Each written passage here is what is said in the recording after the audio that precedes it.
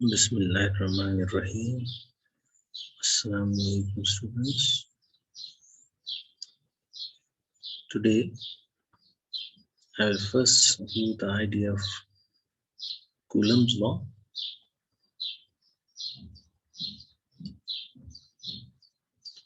Coulomb's law.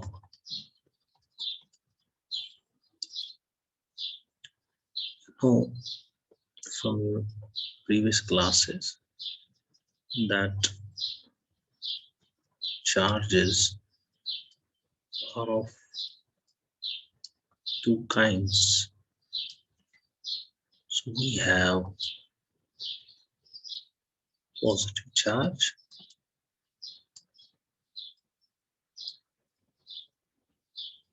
we can have negative charge. For example, electron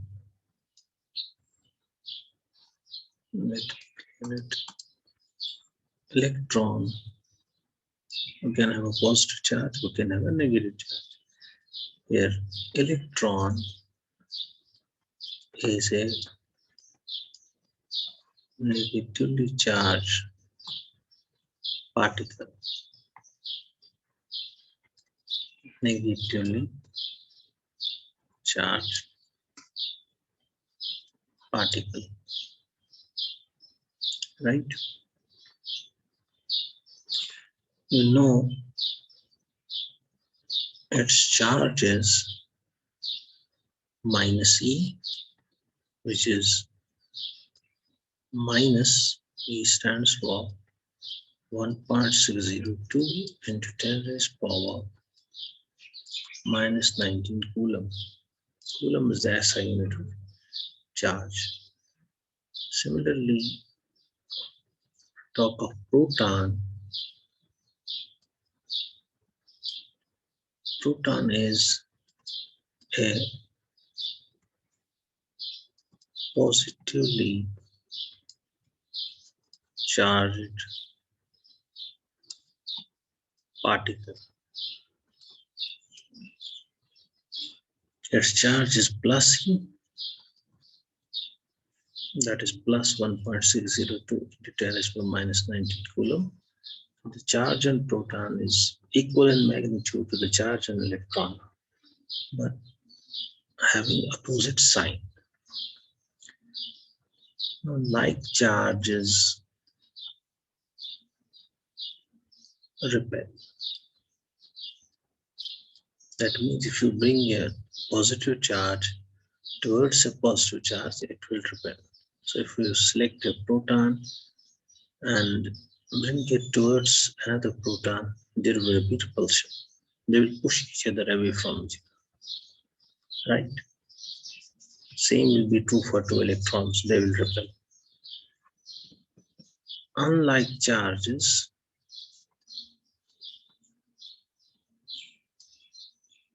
attract.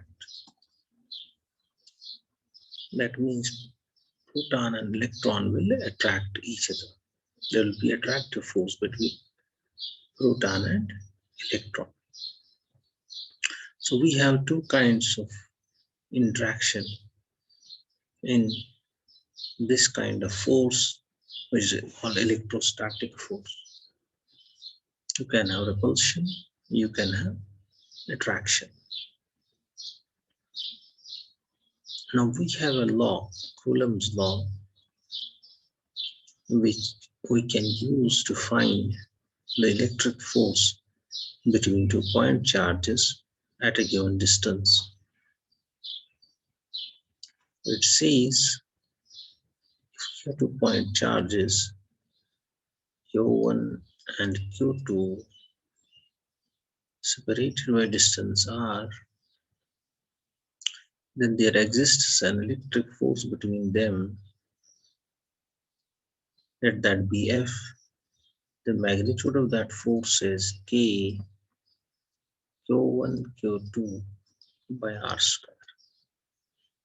So this electric force between these 2 point charges is directly proportional to product of the charges and inversely proportional to square of the separation distance between them.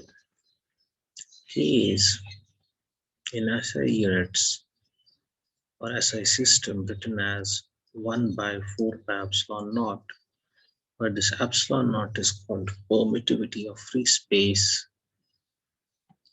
This epsilon naught is permittivity of free space, right? The value of K is 9 into 10 raised to power 9 Newton meter square per Coulomb square. Newton meter square per Coulomb square.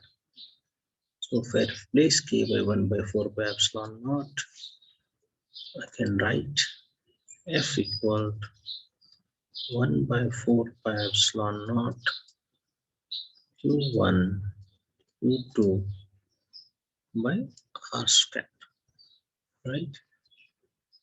This equation can be used to find the magnitude of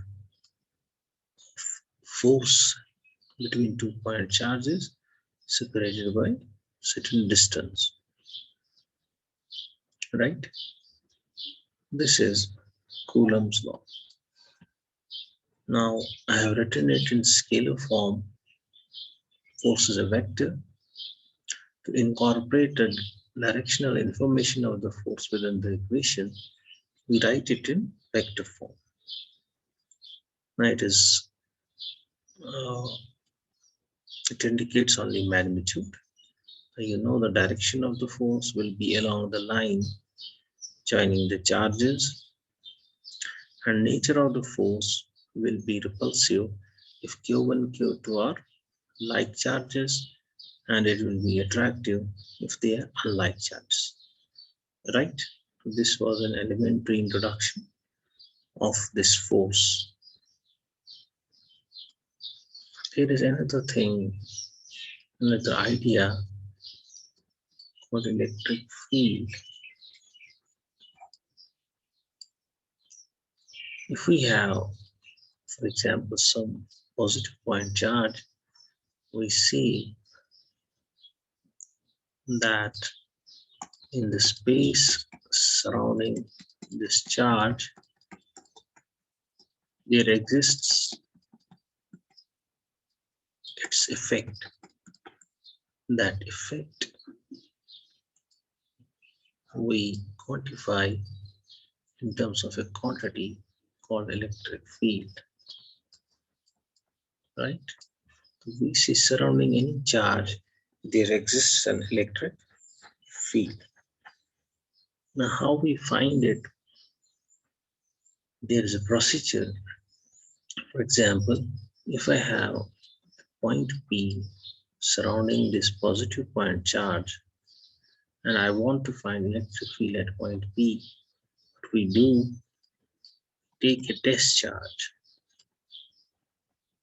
Q naught. Test charge is actually a small positive charge. So we call it a test charge. So we take a small positive charge to point P. Then find force between Q and Q naught using Coulomb's law. Let F be that force. I have written it in vector form. So it has certain magnitude, it has certain direction. Then we divide that force by test charge. The quantity which we get is the electric field at point P. I repeat, if I have a positive charge and I select some point P in its neighborhood. To find the electric field at point P, we take a small positive charge, which we call test charge, place at point P, find force between Q and Q naught, then divide that force by test charge. The quantity which we get is electric field at point P, right? So as indicated in this figure and indicated in this equation, sorry, Electric field is a vector quantity, right? And it will be similarly directed as force if the source charge is positive, right? And if my source charge is this Q, source of electric field, we call it source charge. So if source charge is positive, it will repel this charge radially outward. Force will be this way. So electric field will be also radially outward. If my source charge is negative, it will pull this charge. Force will be radially inward. Same will be true for electric field, right? Its SI unit will be SI unit Newton per Coulomb. So every charge has a surrounding electric field, right?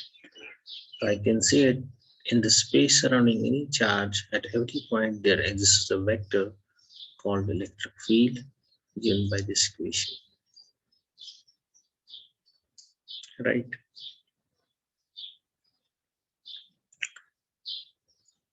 Another thing which I want to tell you, when two charges interact, there's Q1, there's another charge Q2, there is some distance between them. We have two points of view, 2 points of view of this interaction, two right viewpoints. I repeat, when we talk the electric interaction between two charges Q1 and Q2 separated by a certain distance, we have two viewpoints about this interaction. One viewpoint is called action at a distance, where we say the interaction between Q1 and Q2 is direct and instantaneous, right? By direct we mean there is no third party between them. Q1 directly exerts force on Q2 and Q2 directly exerts force on Q1. By instantaneous we mean if we move Q1 relative to Q2, Q2 will sense its movement instantaneously, right? Similarly, if I move Q2 relative to Q1,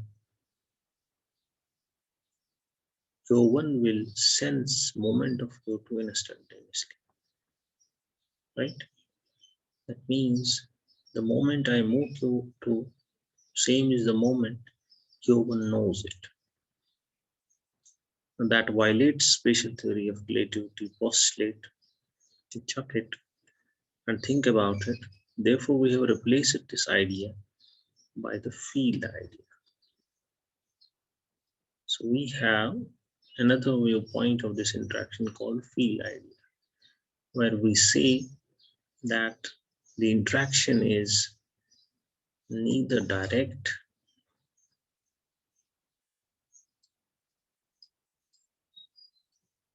nor instantaneous, right? Neither direct nor instantaneous. By that we mean there is a third party existing between Q1 and Q2. Q1 doesn't exert force on Q2 directly. Then what happens? Q1 has a field surrounding it.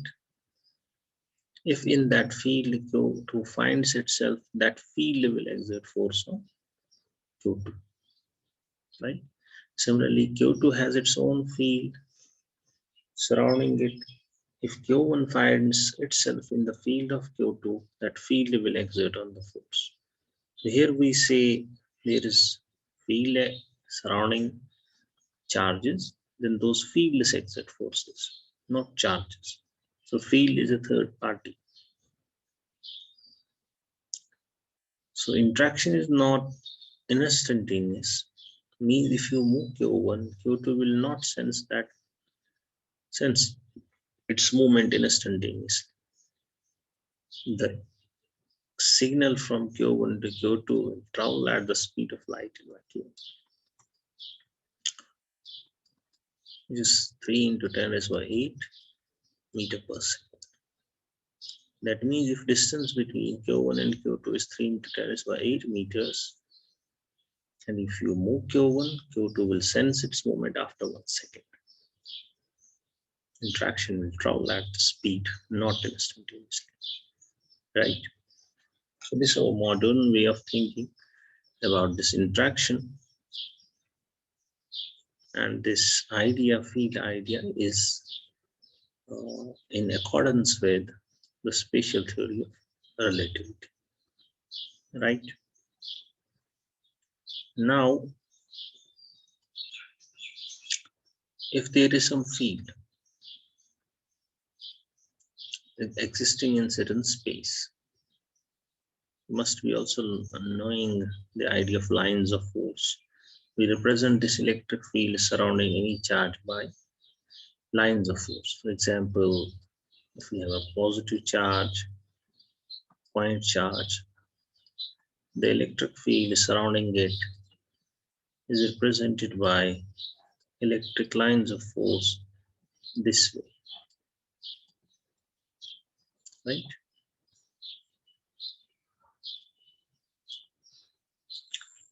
So this is actually in 3 dimensions. What the diagram is showing the cross section of that. So electric field everywhere is radially outward. If I have a negative charge, negative point charge, then the field lines are inward.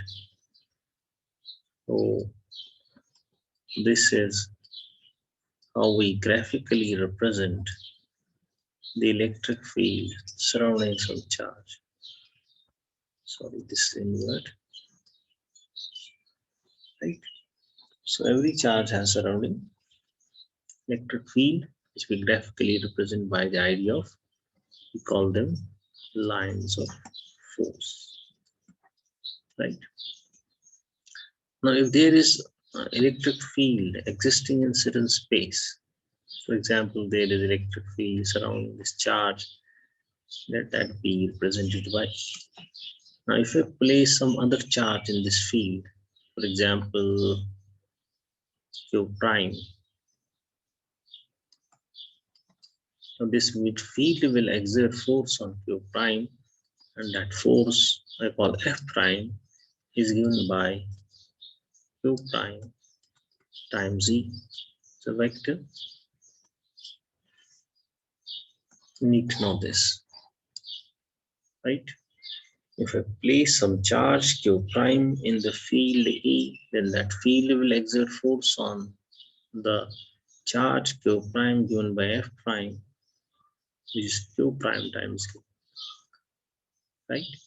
So if my charge Q prime is positive, then the force experienced by it will be in the same direction as that of the field.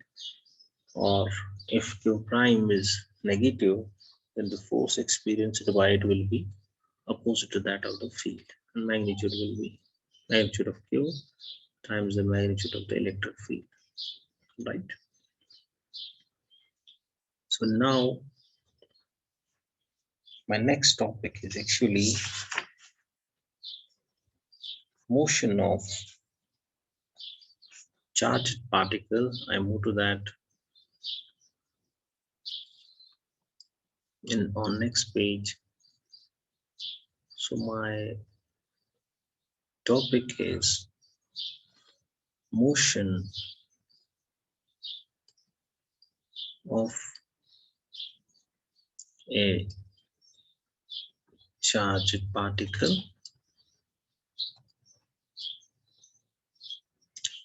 in a uniform constant electric field.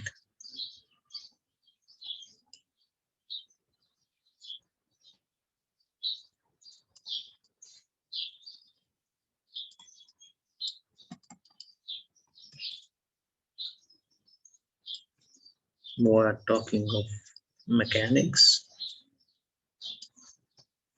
so we discuss motion. Motion of a charged particle in a uniform constant electric field, right? We also know how we write equation of motion. Newton's second law is written as net force acting on a particle is mass times its acceleration. We know acceleration is itself time derivative of velocity. We write in vector form, and velocity itself is time derivative of position vector. This vector way of writing velocity, that means acceleration is second order derivative of position vectors with time. That means I can replace here acceleration by second order derivative of position. This is called equation of motion of a body, right? Right. Newton's second law, you replace acceleration by second order derivative of position vector with time. Let us move to our topic, motion of a charged particle in a uniform constant electric field. So the equation of motion, right? The equation of motion for a charge Q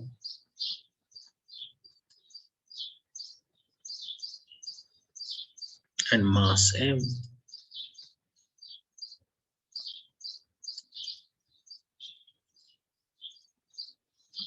that means for a particle having charge Q and mass M in an electric field E, uniform in space,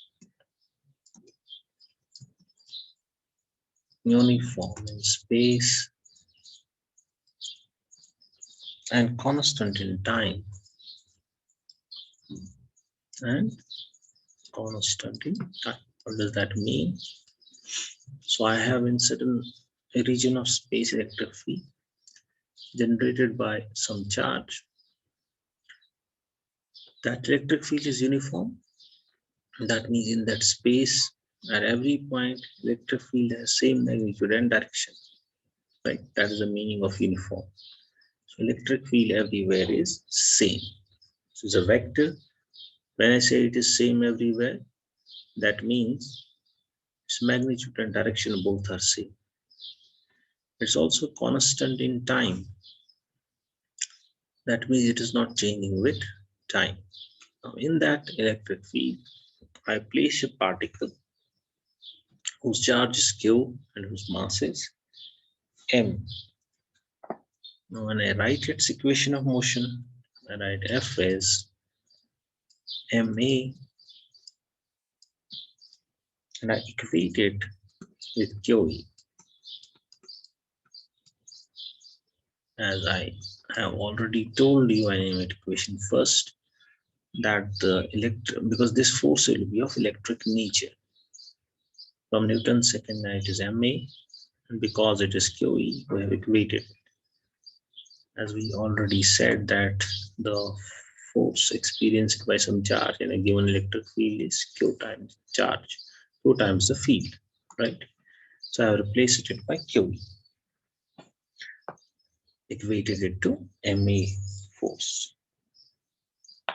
And so if I solve for acceleration, we know acceleration is second order derivative of position. Here we are writing position in terms of vector, position vector, right? And from this, acceleration is what? QE by M. I write here QE by M. So this is my acceleration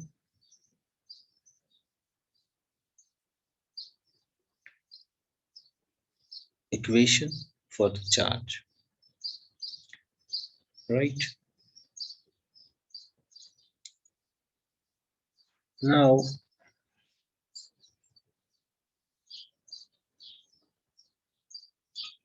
we want to find the solution of equation 1. Solution means we want to find the expression for R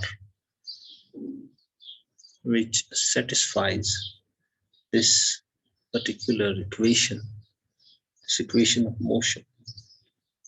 I write it directly. I write the solution of equation 1 is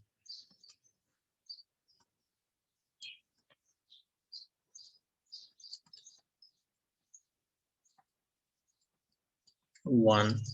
This is my equation of motion. This one.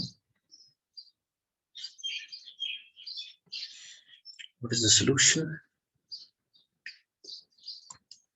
Solution is R of t is QE by 2m t square plus v naught t plus r naught. That's my equation second, right? Where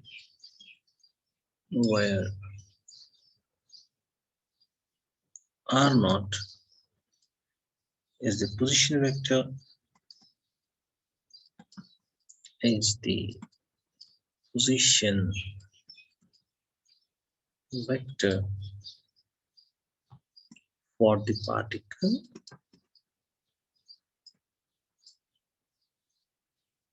at t is equal 0, which we sometimes call initial position, and v naught is initial velocity. That is, v naught is its velocity vector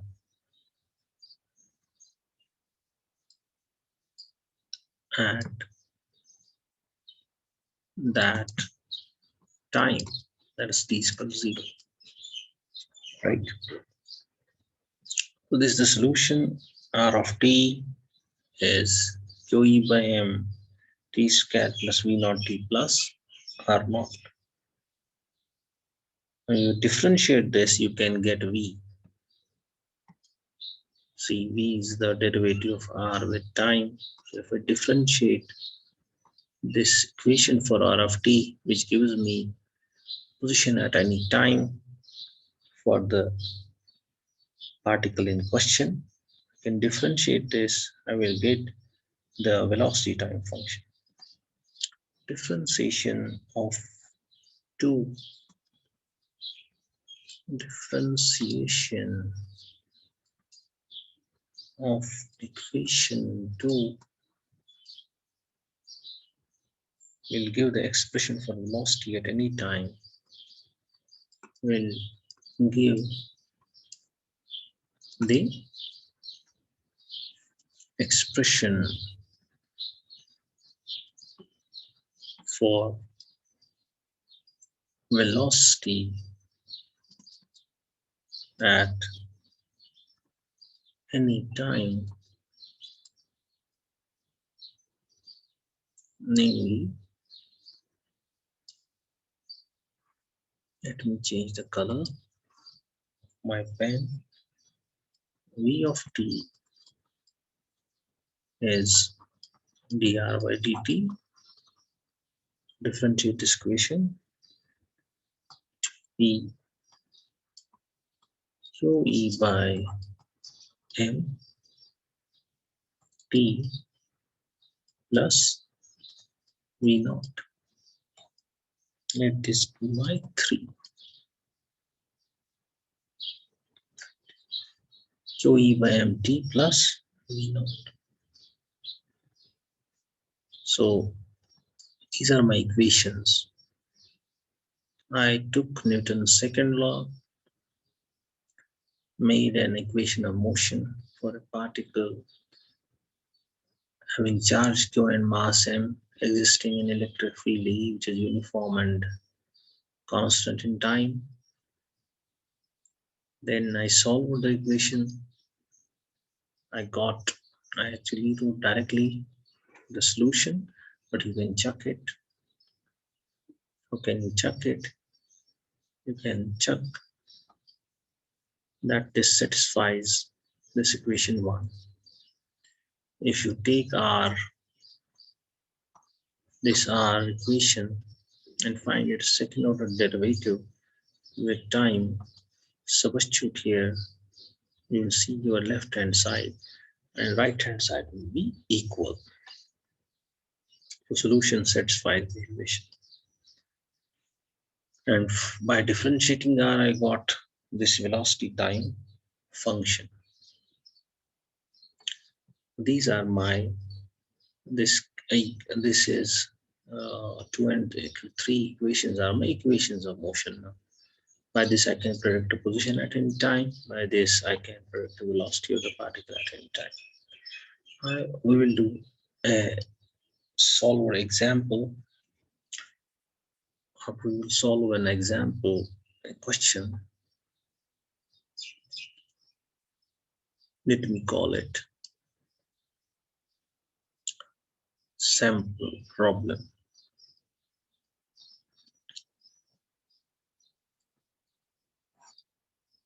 Solve it together.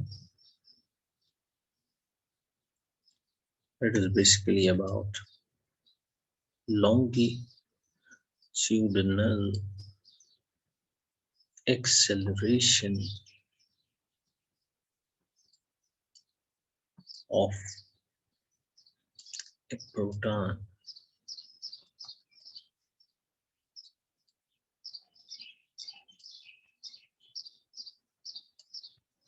right? So it says a proton is accelerated. Proton is accelerated from rest for 1 nanosecond, which is equal to 10 raised power minus 9 second by an electric field.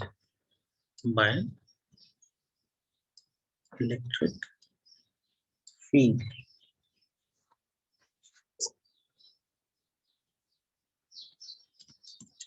Ex is equal to 3 into 10 raised power 4 volt per meter.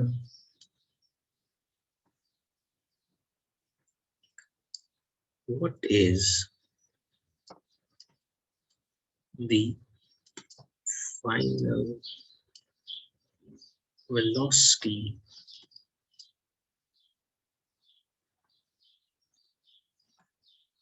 written C figure 1?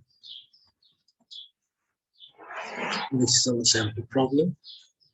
So we have a proton which is accelerated from rest for 1 nanosecond time by an electric field given by Ex equal to 3 into 10 to the power 4 volt per meter. we are asked to find the final velocity. So we have a diagram. My diagram is like this.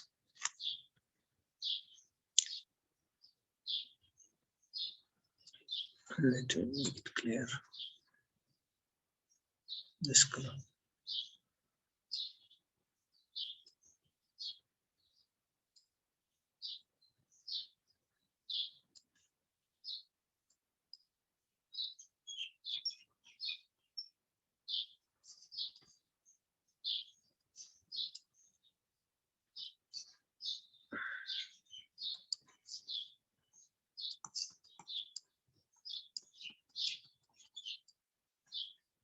So we have this diagram.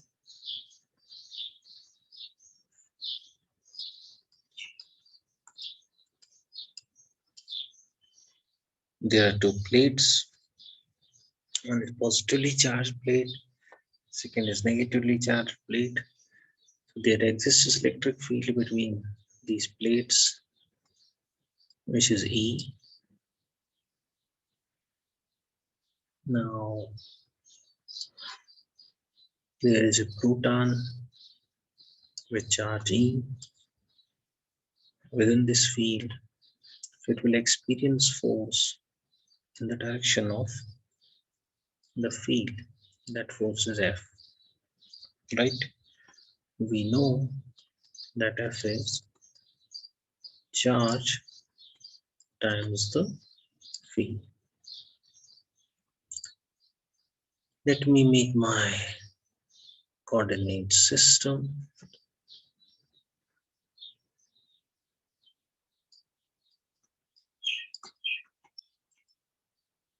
This is my X direction, this is my Y direction.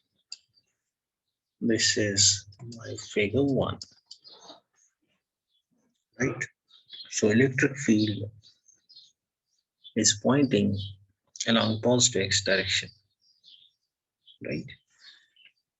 So it has only X component. Y component and Z component of the electric field are 0. And X component is 3 into 10 is 4 volt per meter. We are asked to find the final velocity, so we will use the equation we have just obtained for velocity. This one, this equation, right? Actually, I'll skip it. Page. Okay. So I'm here. So the velocity solution. The velocity is given by dr by dt, which is velocity, is E by m. I have replaced it Q by E. The charge on the proton is E. See, here charge on the particle is Q. I have written for it E. E by m. Then have electric field E. P plus V naught. This is the equation for velocity. Now for our problem, this reduces to, right? For our problem,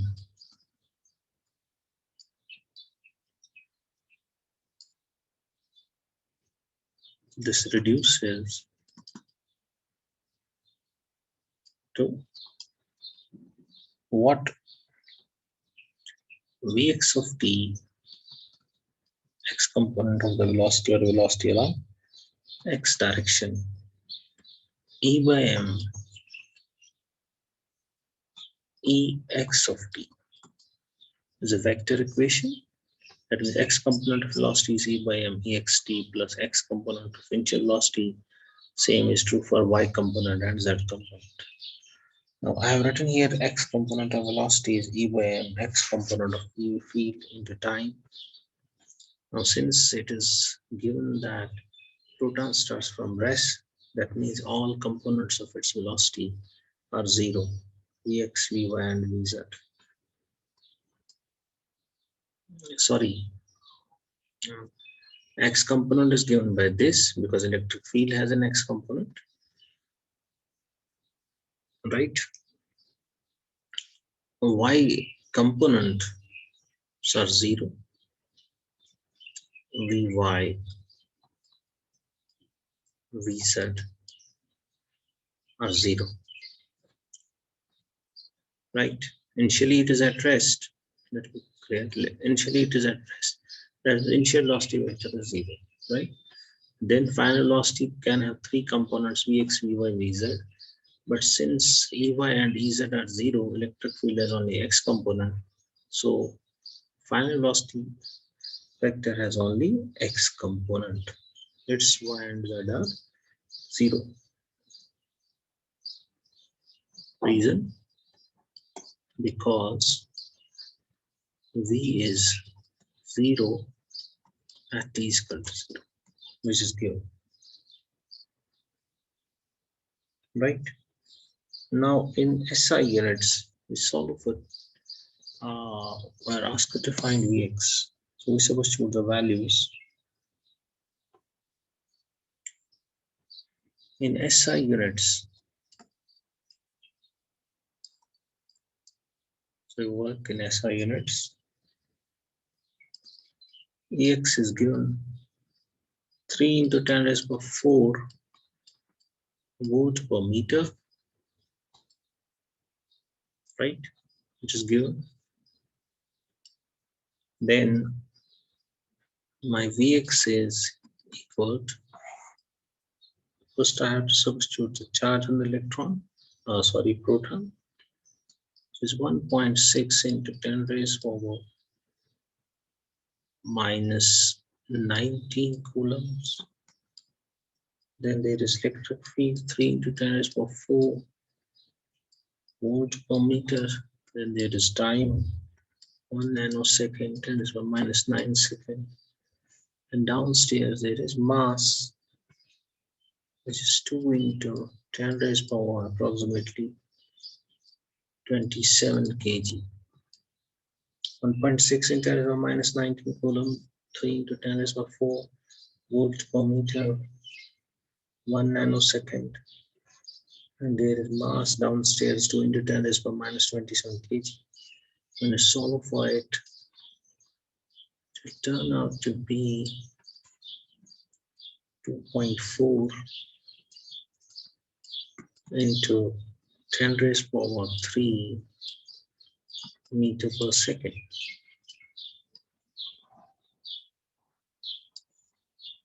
Right? So we've substituted for E, mass, electric field, and time. This is E. This is charge on the proton, this capital E electric field. Then there is time, and downstairs there is mass. We have substituted for all the variables and solved for the velocity of the proton. 2.4 into 10 per 3 meter per second. This is our answer.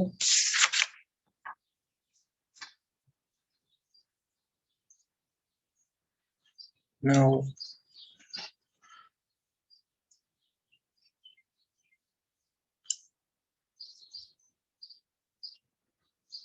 I will give you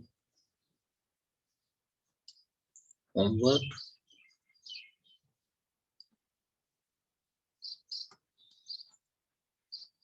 Longitudinal acceleration. Longitudinal acceleration of an electron. We have solved for the longitudinal acceleration of the proton. Now, at home, you will solve for longitudinal excitation of an electron. The question says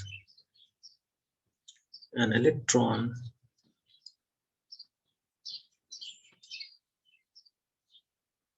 initially at rest is accelerated through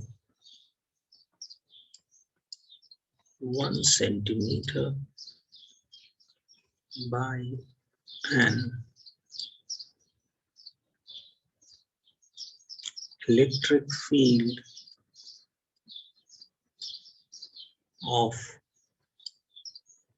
3 into 10 raised to 4 volt per meter directed in the negative sense of the x-axis.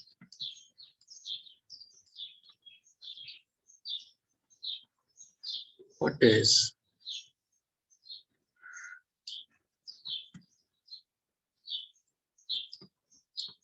the terminal speed? Repeat the question. An electron initially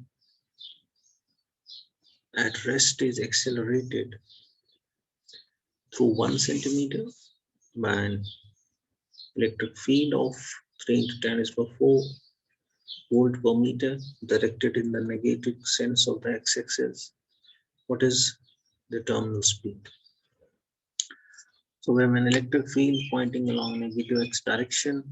Now this electric field accelerates an electron which starts from rest to a distance of 1 centimeter. So we are asked to find its terminal speed. That means speed attained by the electron after moving through 1 centimeter distance in this electric field. Right? So this is my another example. Now I will give you introduction about magnetic force. There's a force and the force called magnetic force.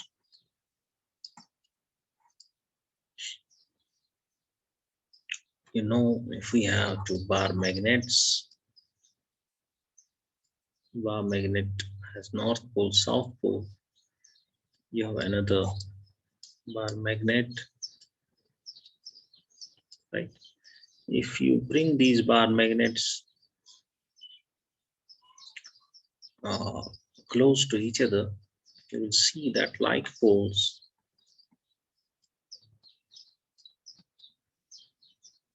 repel, and unlike poles attract.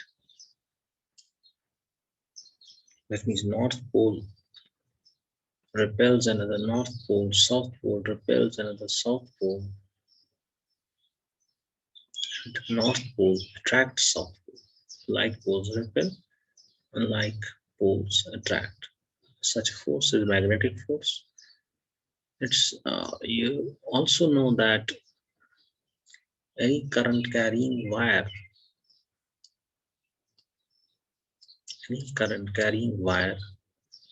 is a magnet, right? Surrounding any magnet, there exists a magnetic field. Whether it is a bar magnet or some current carrying wire, there is a magnetic field. That magnetic field we represent by B. So it is a magnetic field. Just like we talked about electric field, E,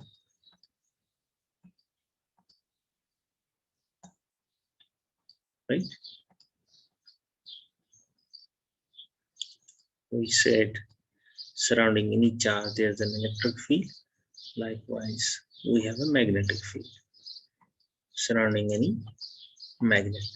Magnet can be bar magnet or some current carrying wire. Now, that magnetic field is also represented by lines of force, right? Now, if we have magnetic field in certain region of space, let these be magnetic lines of force. So there is magnetic field in certain region of space, right? Now some charge Q enters that field with velocity v, right? Some charge Q enters that magnetic field with velocity v. So it experiences a magnetic force. F is magnetic force experienced by charge Q moving with velocity v in magnetic field B, right? There is a magnetic field produced by some magnet not shown in the figure. Now there is a charge Q, positive charge Q entering that field with velocity v. I said it experiences a magnetic force, which I denote by F, right? Now in SI units, this force is given by Q V cross V,